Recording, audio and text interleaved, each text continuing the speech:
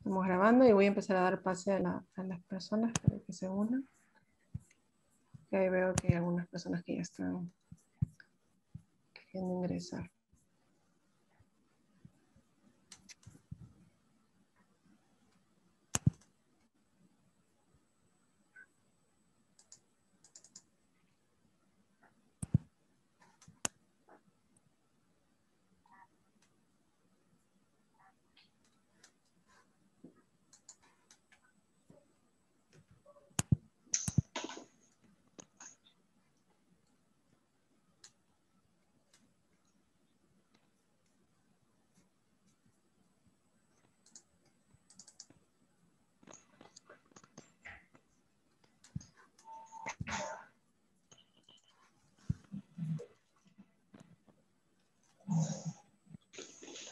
Muy bien, mientras ingresan las demás personas que se están todavía uniendo a la reunión,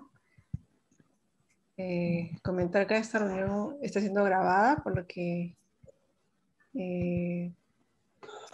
posteriormente la vamos a poder compartir en nuestras redes sociales y también en nuestra página.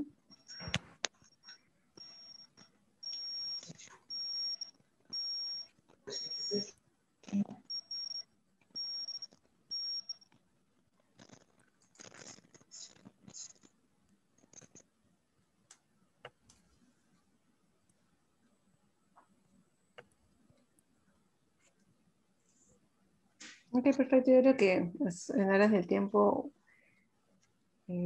quisiera darles la bienvenida a todos. Muchas gracias por estar puntuales. Para nosotros, desde SLAO, la Sociedad Latinoamericana en Oncología Pediátrica, tenemos mucha ilusión de poder hacer actividades, eventos que estén alineados a la esencia, yo creo, de los médicos que estamos trabajando en cáncer infantil y que tenemos la mística de que ir hacer más cosas para nuestros niños todos los días, ¿no?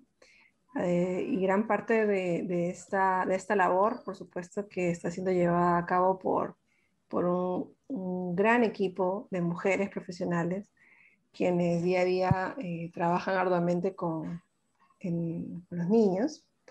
Y el día de hoy queríamos conmemorar pues, justamente el Día Internacional de la Mujer, que se celebró el día de ayer, 8 de marzo, para poder tener un conversatorio, una discusión, la experiencia también, y una discusión muy rica para nosotros como profesionales, de mujeres a mujeres, y también un poco la guía, ¿no? Que pudieran recibir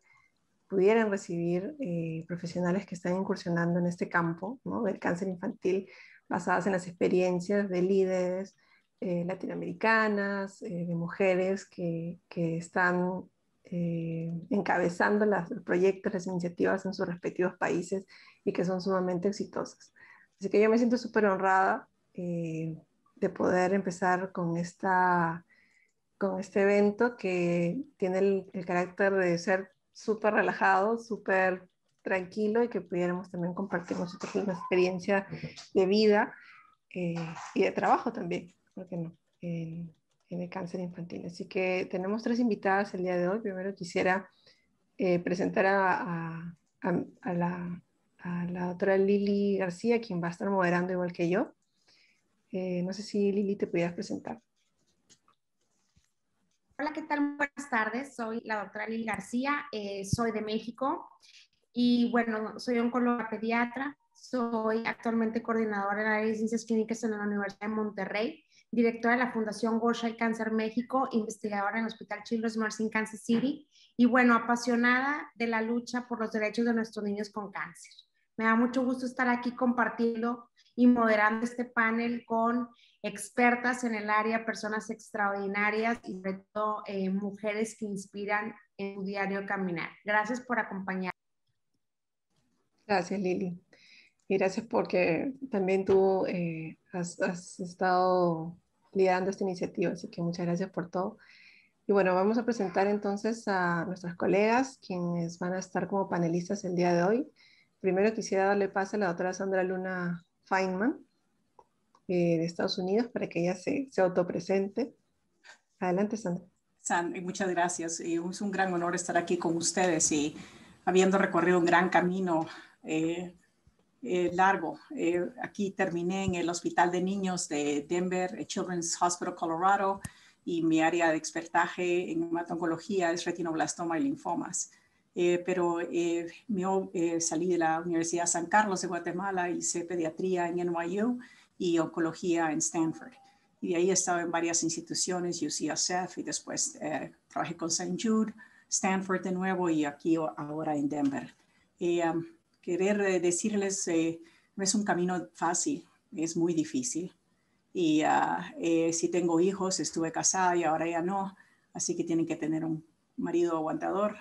Y es un camino difícil, pero con esta experiencia creo que van a poder de todas nosotras decirle cómo fue que lo hicimos y al final de cuentas la satisfacción que nos queda, que yo creo que sin lugar a duda todas estamos muy satisfechas por el trabajo hecho. Gracias. Muchísimas gracias, Sandra, por la presentación. Acá le voy a dar pase a Marta Zapata. Si pudieras presentarte, Marta. Bueno, pues antes que nada, darles las gracias, Liliana y Lili, por la iniciativa, por invitarme y porque para mí es un verdadero honor y tengo el antecedente o la herencia de mi mamá que ha trabajado toda su vida en cosas de feminismo, así que lo tengo inserto desde muy chica este tema.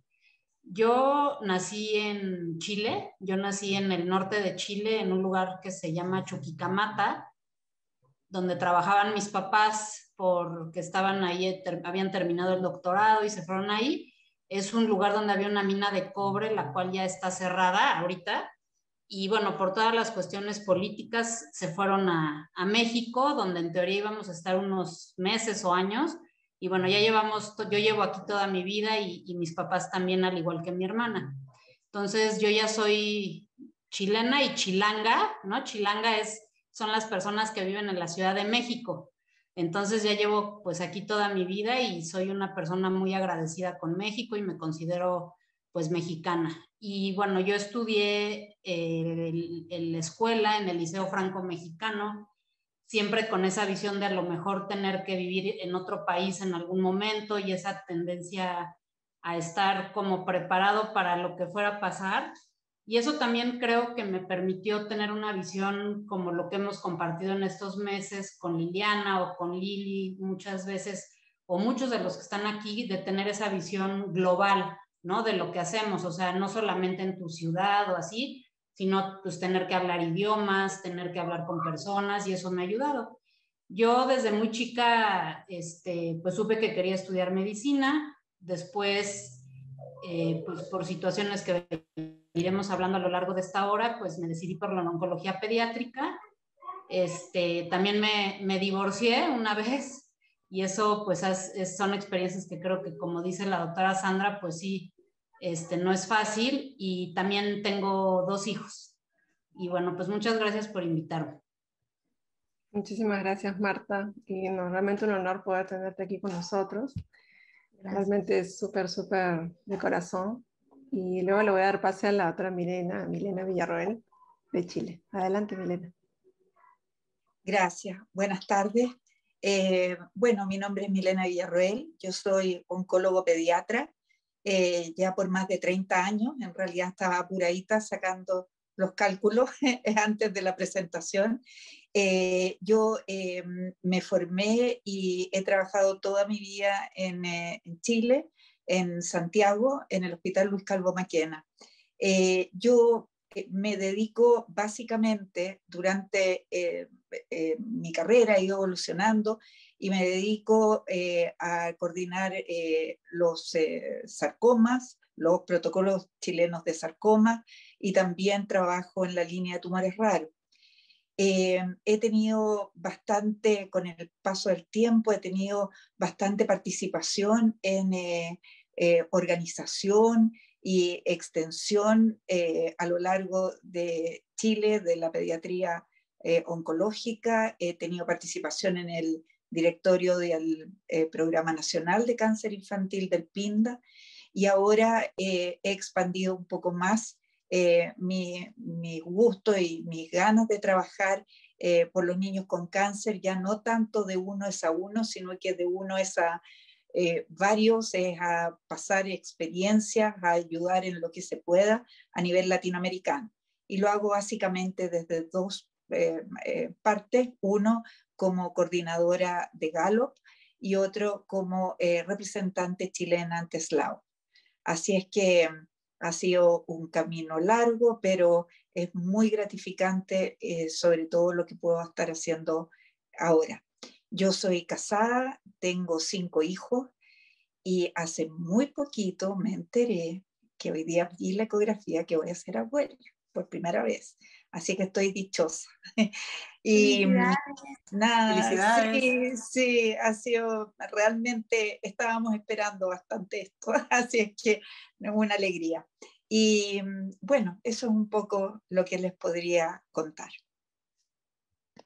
Muchísimas gracias, Milena, y bueno, felicitaciones, realmente tremenda noticia. No, realmente un ejemplo de vida y de tremenda líder que eres, así que muy honrados de tenerte con nosotros también.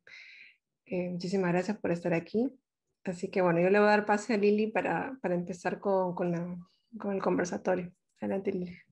Gracias, Lili. Bueno, la primera pregunta que tenemos para ustedes es ¿cómo nace su deseo de ser, bueno, primero médicas y luego elegir el camino de la oncología pediátrica? Que como sabemos, pues no es un camino sencillo, no es un camino bonito. Cuando decimos somos oncólogas pediatras, la gente dice, ay, qué triste o qué feo, ¿cómo pueden? ¿Cómo nace su deseo? No sé si Sandra quiere empezar a platicarnos un poquito y ahí vamos pasando. Gracias. Sí, bueno, yo tengo la fortuna que mi padre, que en paz descanse, era médico y cirujano. Y cuando le tocaba a él a cuidarnos, nos llevaba y nos sentaba ahí afuera de sala de operaciones. Y viendo mucho acerca de lo que él hacía y luego que hacía cosas en el campo también, él era cirujano cardiovascular. Pues así me nació realmente la idea. Y él me decía, mira, tú vas a ser mejor veterinario que médico, porque me gustaban mucho los animales, pues qué mejor que pediatría. Y entonces a mí me daba risa, porque él que decía, ¿cómo vas a tratar a un paciente que no te habla de regreso? Porque de verdad, dentro de su sensación de persona de su generación, ¿verdad? Los niños no tienen voz. Con el tiempo, yo tuve la fortuna de haber nacido acá en Boston cuando él se estaba entrenando, y así que soy dual, tengo ciudadanía americana y ciudadanía guatemalteca. Y ir a las escuelas a San Carlos, a la Universidad de San Carlos de Guatemala, no fue nunca que no lo que quería salir del país. Ahí tuve que llevar también por problemas de política. Mis papás tuvieron que salir y yo me tuve que ir detrás de ellos, pero eventualmente regresé. Ahora, al estar haciendo mi pediatría, realmente a mí me di cuenta que me gustaban los pacientes complejos y el intensivo, en que, como decimos en inglés, ¿verdad? Traerlos de regreso al precipicio. Y eso se hacía mucho en intensivo. Entonces, pero también me di cuenta que en el intensivo no tenía yo, no había seguimiento. Y al rotar una semana con oncología, pero fue realmente en hematología, se veía que sí había seguimiento. Y así, sabiendo que los pacientes de oncología eran muy complejos, no fue necesariamente la biología molecular ni la complejidad, sino realmente la relación con los pacientes a largo plazo. Y sabiendo de que no había tratamiento, cáncer en Guatemala, siempre pensé que iba a regresar. Así fue que conforme uno va avanzando en su vida y conoce y se casa y ya tiene hijos. Yo tengo 2, ya están grandes, uno de 29 y la otra de 25. Así que ya están lograditos, como decimos en Guatemala. Bueno, tal vez todavía no lograditos, pero ya van encaminados. Yo decidí después quedarme. Pero durante ese tiempo sí quería dar de vuelta y al regresar a Guatemala a ver, bueno, vamos a aplicar lo que aprendí y pues no había radiología, no había entendimiento de biología de cáncer, no había medicamentos, todo era porque era caridad, era el niño se va a morir de todos modos y desde luego la radioterapia no porque es niño y le va a hacer mal.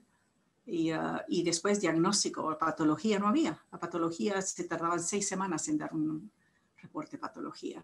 Y ahí fue donde me di cuenta que la mayoría de la gente en el mundo no tiene tratamiento de oncología pediátrica.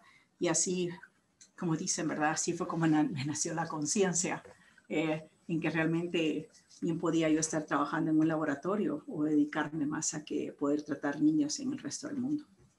Y eso es brevemente así como decidí a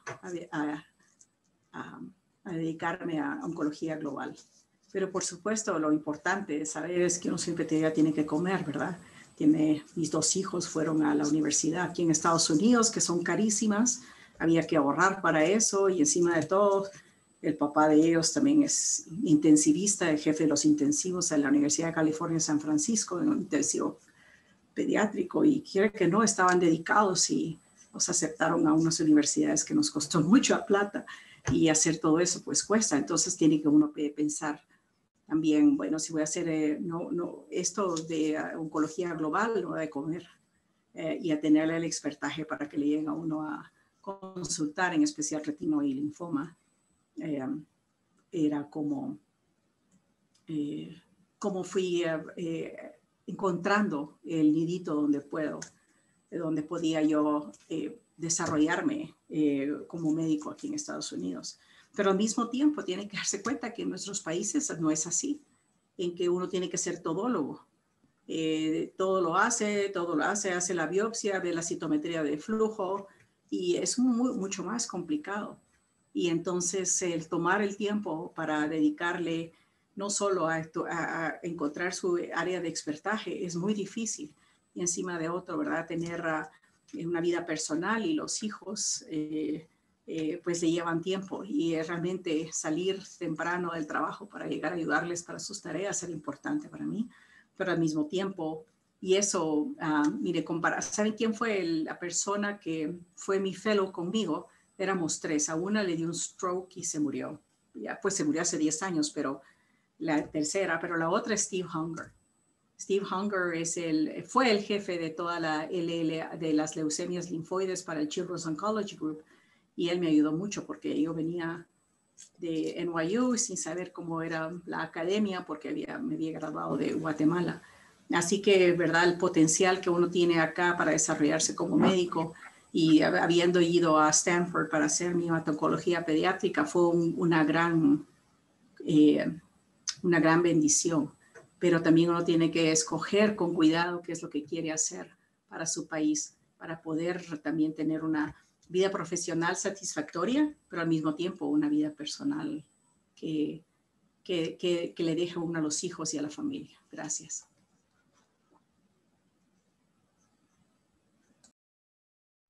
Gracias, Sandra. Marta, no sé si nos quisieras compartir un poquito. Pues yo no tengo ningún familiar médico, o sea, nadie de mi familia es médico, casi todos son de humanidades y yo realmente desde muy chica quería ser doctora, o sea, me llamaba la atención, no sé si en contra de lo que del que veía en mi casa todo el día gente leyendo, yo dije quiero una actividad como práctica, ¿no? Entonces, la verdad siempre quise estudiar medicina.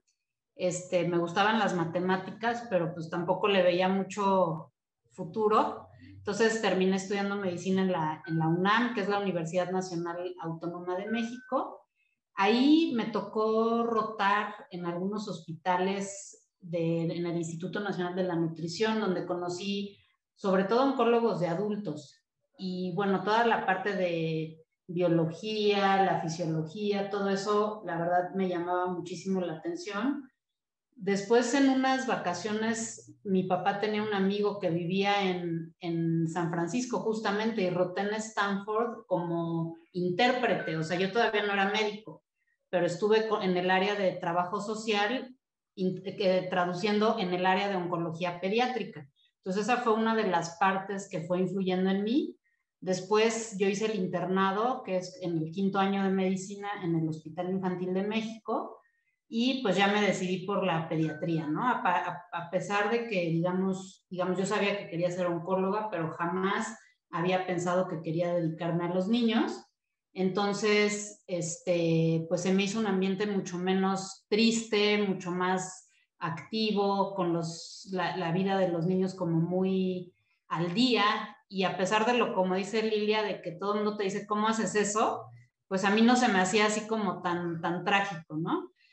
Y bueno, también lo que comenta la doctora Sandra es algo que a mí me llama la atención. Me gusta ver pacientes graves, ver pacientes así, como que creo que es una de las especialidades más completas que hay, o sea, desde cosas de psicología, de social, de cosas de biología molecular, cosas de, no sé, muy, muy amplia, y bueno, eso creo que es algo que a mucha gente puede, pues a lo mejor asustarle, pero a otros pues nos llama la atención, ¿no?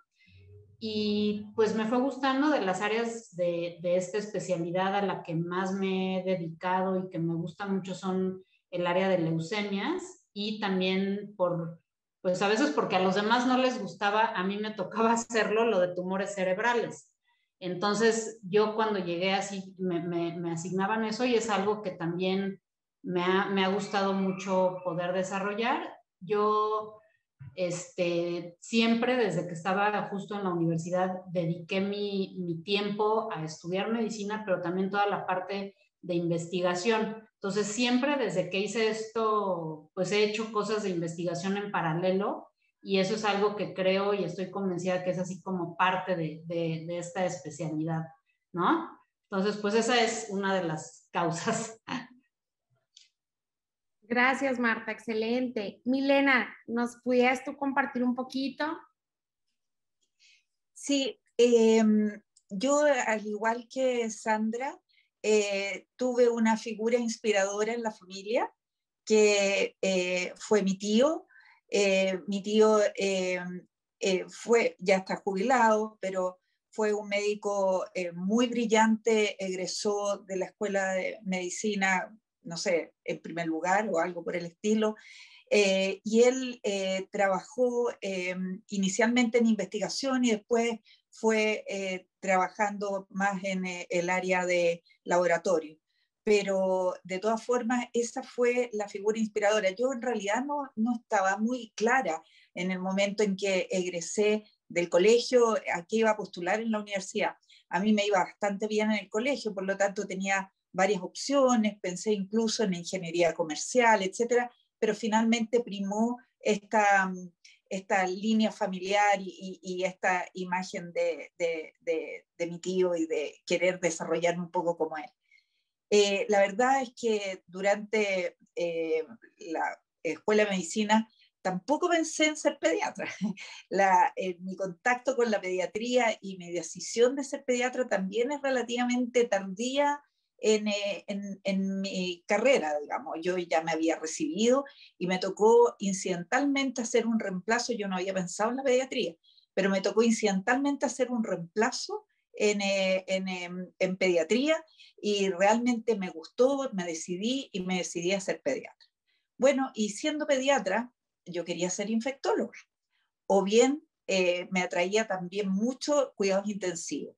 Y cuando fui a hablar con mi jefe en ese momento, el director del hospital, el doctor Banfi me dice: Milena, yo no tengo cupo en infectología en estos momentos. La parte de intensivo, piénsalo bien, si va a poder ser compatible con tu vida, digamos, familiar, pero tengo un cupo en oncología, que es una especialidad completísima, que tiene infectología, tiene intensivo, tiene pediatría, tiene de todo. Y yo en realidad tenía muchas ganas de quedarme en el hospital, y finalmente decidí aceptar el desafío, y yo siempre pensé que iba a ser algo corto, transitorio, mientras conseguía ya la posición, digamos, o en infectología o en lo que había estado pensando. Pero bueno, tuve la fortuna de que en oncología trabajé con gente como el doctor Del Pozo, señero en la oncología pediátrica latinoamericana, con el doctor Quintana, con la doctora Beresi. Entonces, de verdad que no pude menos que enamorarme de la especialidad y motivarme viendo cómo trabajaban ellos, y realmente nuevamente encuentro figuras inspiradoras que fueron las que me posicionaron, digamos, en la oncología pediátrica. Ahora, yo tengo una anécdota con respecto a por qué me he ido dedicando más a la parte de sarcoma, que es un poco como lo que cuenta Marta. Yo venía recién llegando a la unidad. Yo creo que a mí me daba para pediatra formándose en hemato-oncología, no me daba para nada para oncóloga en ese momento, cuando tuvo lugar la primera reunión de organización del PINDA, del Programa Nacional de Cáncer Infantil, el año 1988. Entonces, mi jefe, el doctor Del Pozo, me dice, venga con nosotros.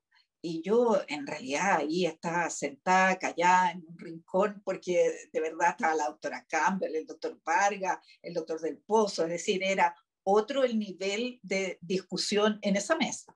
Entonces todos comenzaron a hacer lo que hacen los grupos cooperativos, digamos, a comenzar a dividir el trabajo, a ver en qué hospital iba a estar la sede de los distintos protocolos. La doctora Campbell tomó leucemia, el doctor Quintana tomó tumores cerebrales y leucemias mieloides, etc.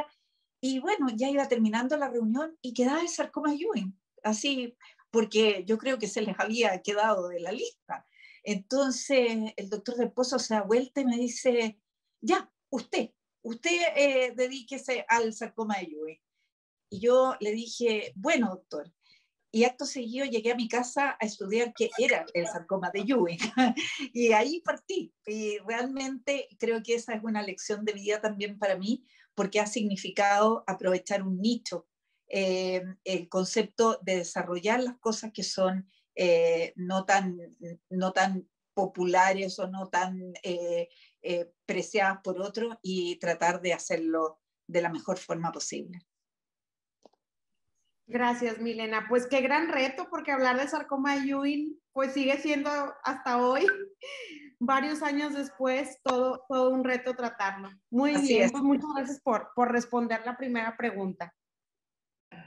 Sí, realmente estupendo. Muchísimas gracias por las anécdotas que están, yo creo que súper bien. Yo creo que todos nos sentimos muy identificados en muchos aspectos. Yo también quise ser infectóloga pediatra cuando recién empecé, y bueno, la vida me llevó también a la oncología pediátrica, así que yo creo que compartimos muchas historias, ¿no? Muy lindas. Y bueno, los que están presentes también y los que nos están siguiendo por redes también, pueden hacer sus preguntas en el chat, lo que deseen con este panel de lujo que estamos teniendo el día de hoy.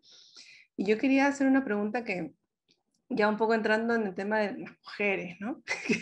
Es como que es un reto ser mujer, hacerse el paso en las carreras que muchas veces durante muchos años han estado gobernadas por varones. ¿Y cuál ha sido el obstáculo mayor que ustedes han sentido en su carrera? ¿Cuál ha sido un momento en que han dicho, pues, no sé, ha sido un momento de,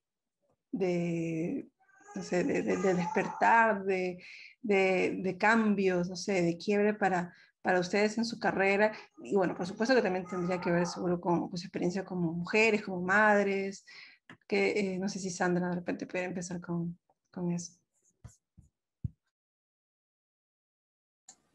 El problema más grande que he tenido yo no ha sido realmente mis hijos. Ellos son muy disciplinados, y al contrario, ahorita me ayuda mucho más a mí.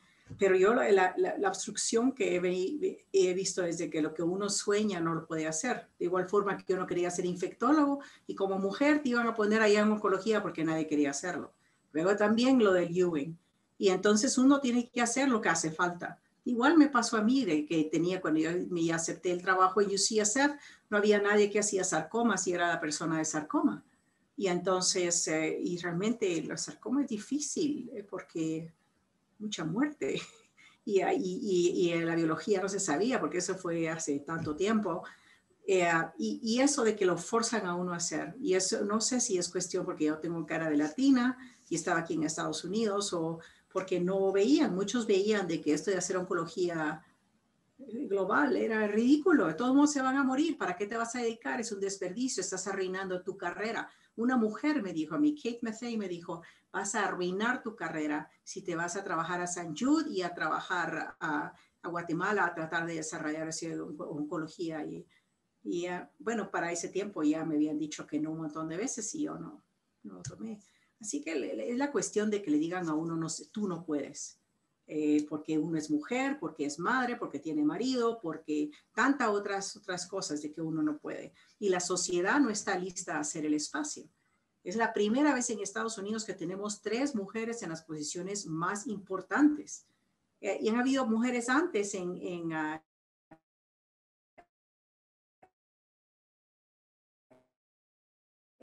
otros países. La esposa del presidente y la otra es Michelle Obama, en que todavía fue un gran, que son 3 personas de significado, pero de ahí muchas de las gentes que están en gobierno. Así que hay mucho del machista o tú no puedes o pobrecita o no tiene la capacidad, etcétera, etcétera. Y el problema también cuando uno viene a estudiar aquí en Estados Unidos, porque muchos de nosotros hemos venido, es de que hay hay un quiasma de 10 años de conocimiento.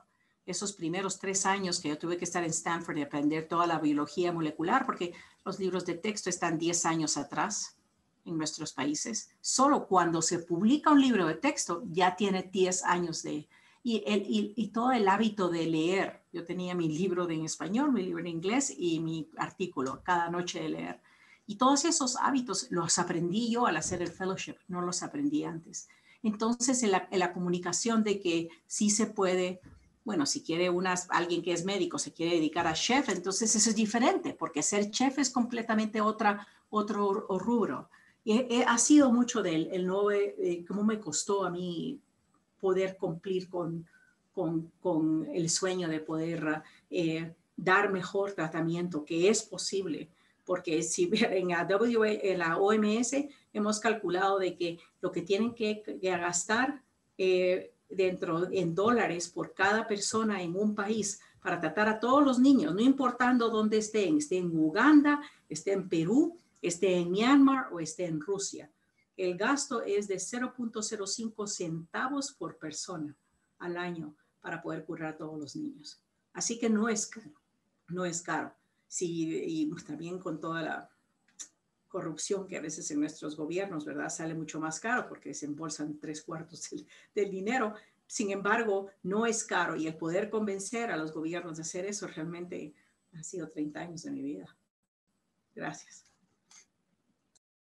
Muchísimas gracias, Sandra, por el comentario, de hecho, muy importante. No sé si Marta quisieras comentar algo. Pues como les decía hace un rato, yo crecí con una mamá feminista, digamos, yo tenía siempre esa percepción de que había injusticias, ¿no? De que había injusticias, que había desigualdad, que había muchas cosas, y de alguna forma siempre estuve consciente de esas cosas y eso creo que me permitió a lo mejor no dejarme, o sea, entre comillas, o no sentir que por ser mujer no podía hacer alguna u otra cosa.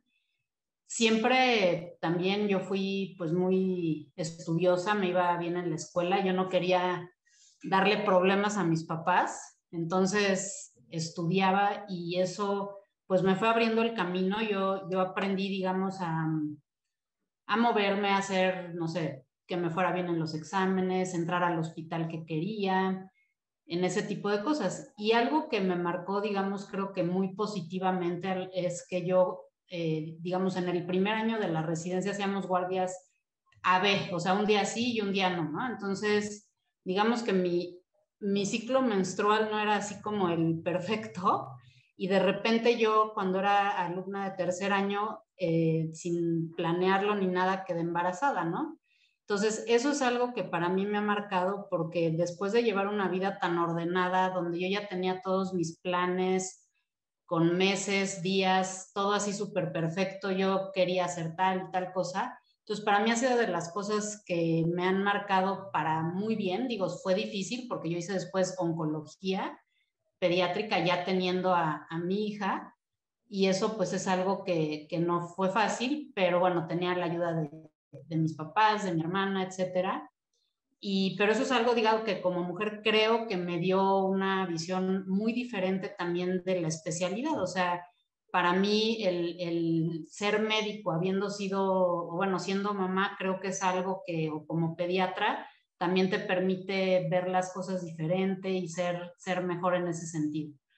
Después yo tuve pues el honor, la verdad, de ser jefa de residentes en el hospital donde estudié, en el Instituto Nacional de Pediatría, y pues no sentí, la verdad, esa como discriminación o algún tipo. Digo, ya en retrospecto, actualmente con las nuevas generaciones, incluso con pues, las enseñanzas de mi hija, que ahorita ya tiene 21 años, vive en Francia, etcétera, me doy cuenta que sí fui víctima de cosas de acoso sexual, de cosas así que a lo mejor en esos tiempos uno lo normalizaba o pues no sé, no se te hacía raro, ¿no? A lo mejor o no sé. Pero bueno, ese tipo de cosas sí llegaron a pasar, y pues nunca he tenido esa percepción o ese sentimiento de no poder hacer algo por ser mujer. Al contrario, creo que me he sentido más como afortunada pudiendo ser mamá, siento que podemos hacer más cosas, más completo, más todo. Muchas gracias, Marta. Realmente excelente, excelente tu compartir. Milena, no sé qué tuvieras para decirnos tú con tu experiencia tan grande que tienes. Mira, yo diría que si miro para atrás, bueno, me parece que mucho de lo que ha dicho Sandra y Marta también grafica cosas por las cuales yo he transitado. Hay dos momentos que yo diría han sido difíciles para mí desde mi condición de mujer. Uno de ellos no ha sido en ningún momento que yo haya sentido una discriminación por parte de mis colegas, de mi equipo de trabajo. De verdad que yo he sentido siempre que no he tenido grandes diferencias. Sin embargo, yo también estoy de acuerdo con Marta en que uno quizás normalizó muchas cosas que ahora incluso cuesta hasta recordar. Pero cuando mis hijos y mis hijas me preguntan al respecto, de verdad que yo creo que nosotros había muchas bromas, comentarios que normalizábamos completamente, de verdad.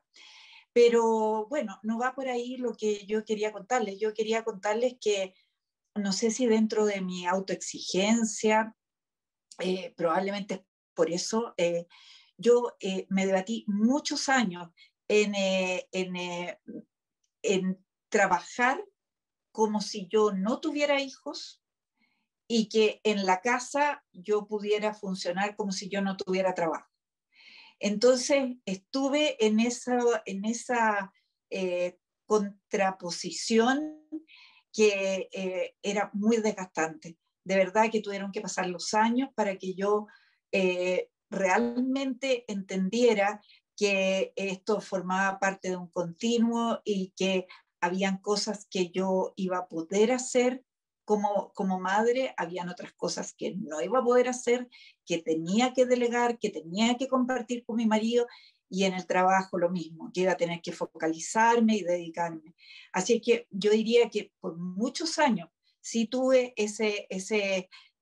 digamos, esa exigencia doble de tener como dos personalidades, digamos, una en el trabajo, una en la casa. Así es que eso puede haber sido un momento difícil, que quizás porque yo interpreté mi condición de mujer de manera muy estricta o porque el medio un poco me lo pedía. Y el otro momento que fue difícil, yo estaba incluso embarazada de mi última hija. Mi última hija llegó siendo yo bastante añosita, de decirlo, pero estaba embarazada y mi jefa en ese momento, por motivos personales, debió retirarse de la jefatura y del hospital. Y yo asumí la jefatura siendo relativamente joven para los cánones de ese momento, y 17 años atrás, y donde la gran mayoría eran jefes, eran hombres y con mucha experiencia, eran bastante mayores que yo. Así que ese también fue un momento en que yo sentí que tenía que validarme. Me ayudó mucho que hubo varios cambios de jefatura, llegaron generaciones más jóvenes y ellos, aunque fueran hombres, eran mucho más abiertos también. Yo diría que esos han sido los dos momentos así como más, o las dos etapas más difíciles en las que mi condición de mujer de repente sí pudo significarme una dificultad. Muchísimas gracias, Milena. Realmente grandes historias y qué valioso lo que comentas acerca de ser madre y ser profesional, porque es algo que creo que lo hemos vivido todos en algún momento, tener esa frustración muchas veces, sí, pero es por la misma idea que tiene uno, el mismo rol que se crea de lo que es ser buena madre, ser buena profesional. A veces te creas una imagen en tu mente que no es la realidad, ¿no? Y eso creo que es algo importante también compartirlo con las personas que están aquí con nosotros, con los más jóvenes, que están recién empezando en eso, que somos seres humanos y tenemos muchas cosas que hay que a veces ver las limitaciones que podemos tener, o no tantas limitaciones, sino interiorizar lo que es realmente valioso en ese momento y vivir cada momento de la mejor manera. Así que muchísimas gracias. Lili. ¿Sabe? Yo Sí, quería Marta, hacer un comentario porque Sí, solo sí. quería hacer un comentario, que todo incluimos siempre que la madre y el trabajo y todo lo que está en medio. Hay que ir al súper, hay que cocinar, hay que Así lavar a es. los niños, lavar la ropa. Está uno a las 11 de la noche haciendo ropa y el esposo leyendo sus papers. Yo estoy también todavía algo herida y eso que fue hace mucho tiempo. Pero también considerar, y saben que yo también, mis papás, a Dios gracias, estaban muy bien monetariamente y teníamos 2 empleadas y yo, ¿por qué no puedo tener empleada? Tenemos el dinero para hacerlo y también eso, el considerar, bueno, si quiero dedicarme a esto y aquello, pues tener una nana que cuide a los niños y esas son cosas de que uno tiene que pensar, porque uno no es mala madre por tener una nana que los lleve al colegio, que los vuelva, que esté ahí con ellos un ratito mientras tú llegas a ayudarles con la tarea y todos esos instrumentos que uno debe de usar. Mi mamá tenía 5 trabajos, era farmacéutica y era regente de 5 farmacias, pero solo lo podía hacer porque tenía un séquito de personas en casa ayudándole y que nos cuidaban a nosotros, éramos 4. Y yo solo teniendo 2 era difícil llevar a los niños a que nadaran todos los días. Me tenía que levantar a las 3 de la mañana e ir a dejarlos. Así que todo lo que está en medio de la profesional y la mamá y la esposa, que es tan importante la comunicación abierta y todo. Solo les quería ver si alguien tiene un comentario, si todavía tienen gente que les ayuda en casa. Gracias. Sí, yo quería comentar también en relación a esa parte sobre cómo también entre mujeres no hablamos, ¿no? Porque a veces está uno en el trabajo y estás preocupado de que si el caso, la sesión, y a veces no aprende uno a pedir ayuda y creo que este tipo de reuniones también te hace ver como más humana, ¿no? Como que a lo mejor a mí me acuerdo mucho de una doctora que ya era mamá, digamos, cuando yo tuve a Monse y ella me dijo, tú tómate tu tiempo, ve a darle o sea, de esas personas como una persona que era médico, que trabajaba en mi hospital y que tuvo como la sensibilidad de ayudarme, ¿no? Y simplemente el yo sentir que alguien más lo había hecho, de pedir permiso para ir a sacarte la leche o cosas así, a mí me hacía mucha tranquilidad, ¿no? Porque también uno juega un papel como de no hacerlo. Yo estaba a veces, cuando apenas nació Monse, así de unos 6 meses, que estaba en reuniones y se me salía la leche y cosas así raras, así como de que uno dice, ¿qué es esto? Y te da como vergüenza más que algo que vayas a pedir ayuda, ¿no? Entonces creo que sí es muy importante a lo mejor como para las generaciones nuevas que hablen, que haya este tipo de cosas para poder compartir que pues tenemos una vida muy completa y eso es algo que también debe de ser valorado, ¿no? Totalmente de acuerdo y sin duda yo creo que parte de la cultura latina nos exige mucho como mujeres, o sea, nos pide hoy, recuerdo alguna vez un maestro que yo tenía de que yo le platicaba, le decía, es que me aceptaron para hacer oncología pediátrica y él me dijo, si tú fueras mi hija, yo primero te exigiría que me trajeras un esposo antes que otro título universitario. Y eso no fue hace mucho, entonces esa cultura quizá está todavía arraigada del marcar o del decidir nos hace eso. Y bueno, parte de abrir esos espacios es mostrar.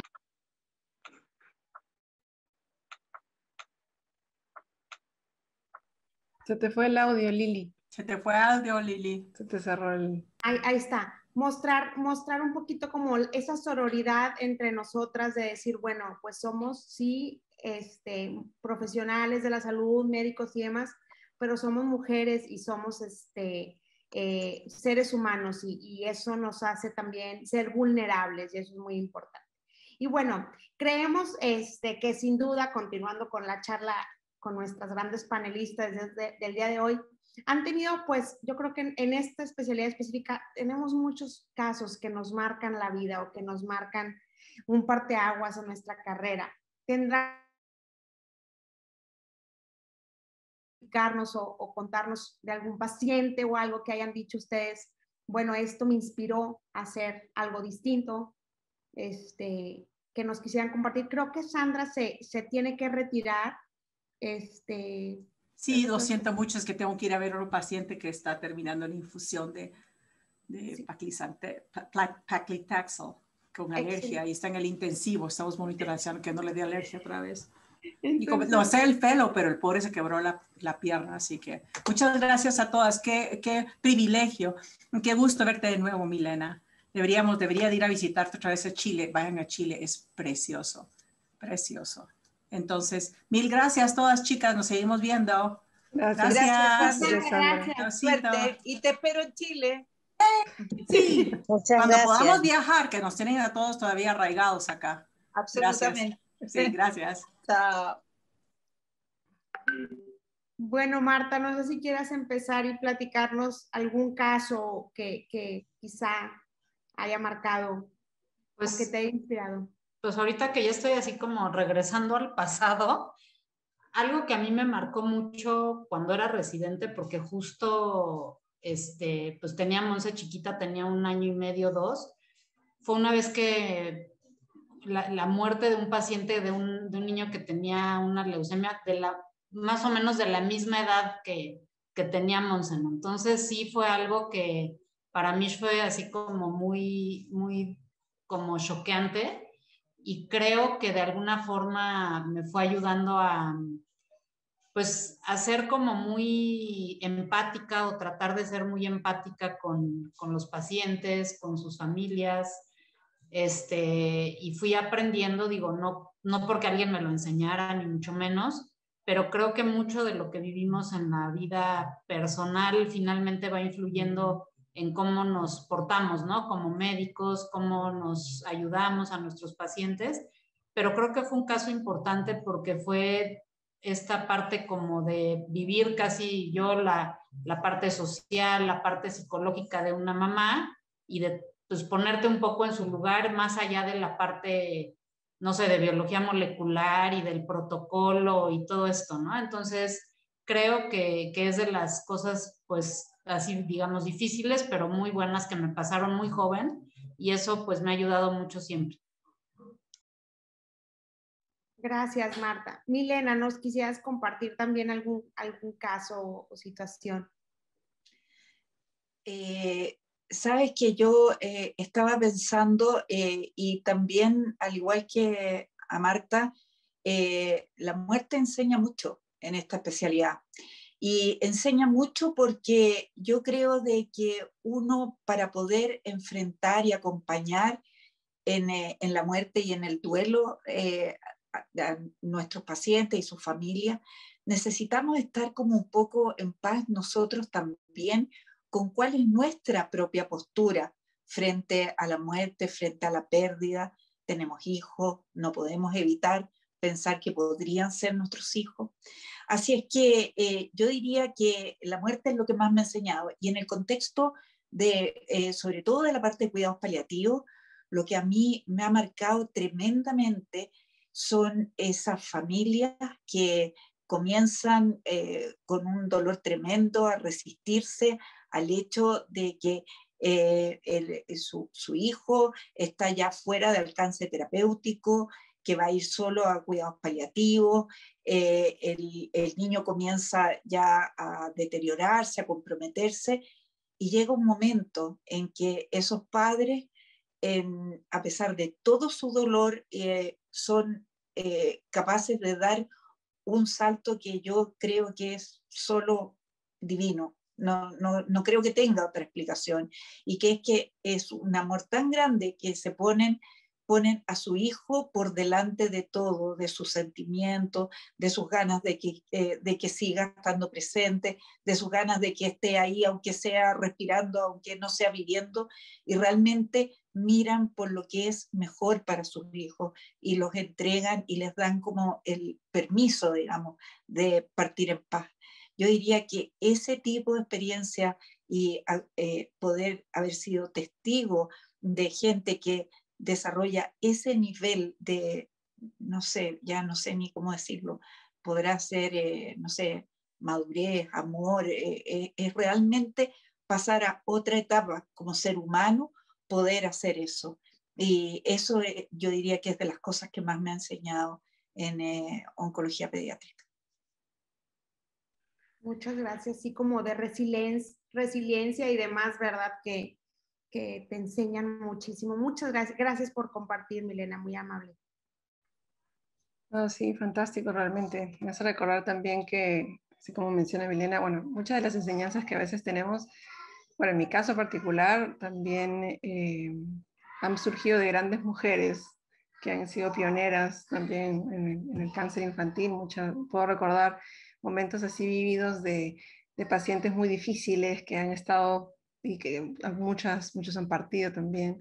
Y la forma, yo creo que esa forma mística de entablar una relación con los padres en ese momento tan difícil, yo creo que partiendo de una mujer también es relativamente más factible. No sé, yo sentía que se podía hacer una conexión más, no sé, más humana, a veces con los papás en esos momentos, incluso con una doctora que yo la quiero mucho, la doctora Jerónimo, que es con la que estuve en los primeros años en el hospital. Les hablaba muchísimo a los pacientes también y les decía, ya es hora de partir.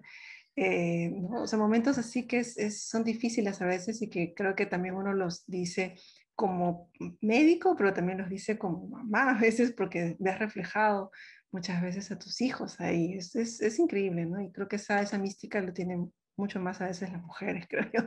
Así que, bueno, en aras del tiempo, solo queríamos, bueno, agradecer, por supuesto, la participación de ustedes y terminar con un par de reflexiones que Milena y que Marta pudieran comentarnos unos consejos que quisieran dar a nuestras colegas y a las personas que están relacionadas a este campo que bien lo hemos relatado, es difícil, pero que nos da muchas satisfacciones. Y no sé, ¿qué consejos ustedes les podían dar de manera así también muy sincera a las personas que nos están escuchando? No sé, Marta primero. Pues a mí me gustaría, digo, transmitir a lo mejor cosas que a mí me enseñó mi mamá, o sea, de no tratar de ser, como decía Sandra hace rato, la mejor mamá o la mejor doctora, porque no vas a poder. Creo que eso es algo que a mí me ha permitido, pues, llevarla ahí tranquila durante estos años. También me gustaría a las generaciones más jóvenes, sí, como, pues, decirles que denuncien esse tipo de cosas que a lo mejor en nuestros tiempos nos acostumbraron a que fueran normales, y esas pues, cosas de acoso sexual, de acoso a veces de muchos tipos, y que realmente podemos hacer todo. Eso es lo que yo quisiera como transmitirle: ser mamá, tener una pareja, hacer, no sé, ejercicio, lo que a uno le guste hacer, y además ser una buena doctora. Creo que eso es algo que me gustaría hacerles, pues, sentir a las personas que vienen atrás de mí. Gracias, Marta. Muchísimas gracias, Milena. Bueno, después de lo que dijo Marta, no hay mucho que agregar. Yo creo que ha cubierto básicamente todas las cosas que son importantes. Me gustaría recalcar que es tan difícil este camino que de verdad, si uno quiere seguirlo, uno tiene que apoyarse en figuras inspiradoras. Todos nosotros hemos de alguna u otra forma comentado durante la respuesta de estas preguntas, de esta conversación, de que identificamos gente que nos motiva y que nos llena de la mística necesaria para poder transitar en esta especialidad. La segunda cosa es que yo creo que, dado que es una especialidad difícil, uno tiene que buscar un equipo que sea inspirador, que sea de excelencia, pero también un equipo en el cual uno encuentre ciertas cosas que son claras y uno debe contribuir, aunque sea joven, aunque venga partiendo, a formar un equipo que sea más que gente que trabaja junta en oncología pediátrica, que sea gente que establece relaciones de confianza. Es tan importante en el día a día poder apoyarse unos en otros y uno también ser un agente de cambio para poner en los equipos ese tipo de conducta, de práctica virtuosa. De verdad, se necesita un muy buen equipo para poder transitar en este camino. Y la otra cosa es que hay que buscar redes de apoyo.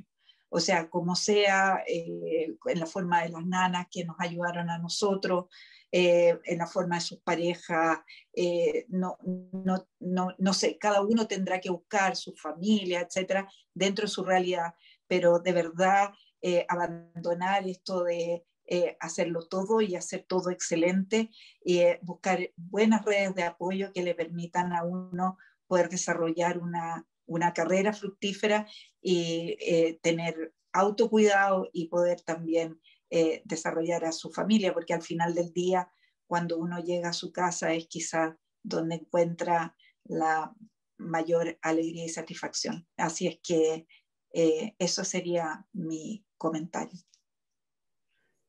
Muchísimas gracias, Marta y Milena, por toda la nutritiva discusión que hemos tenido el día de hoy. Realmente ha sido maravilloso, ha sido alimentar un poco el alma. Hoy no hemos tenido una charla académica, no hemos hablado de quimioterápicos, hemos hablado de nosotros, que somos realmente por debajo y muchas veces, como bien mencionó Marta, necesitamos más espacios, ¿no?, de comunicación, necesitamos hablar más de esto entre nosotros, entre nosotras y por supuesto tratar de llenar a veces esas dudas que pueden surgir, así que realmente me parece que ha sido realmente muy lindo, un privilegio tenerlas con nosotros.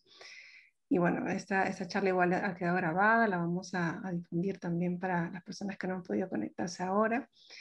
Y Lili, no sé si quisieras comentar algo ya para cerrar.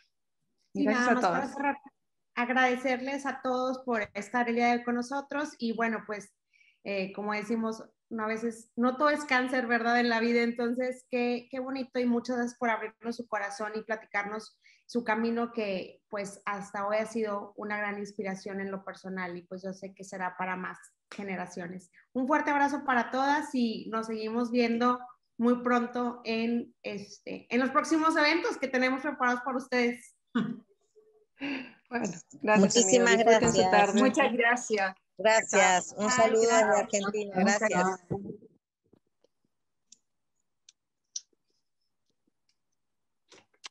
Ay, pensé que era más tarde.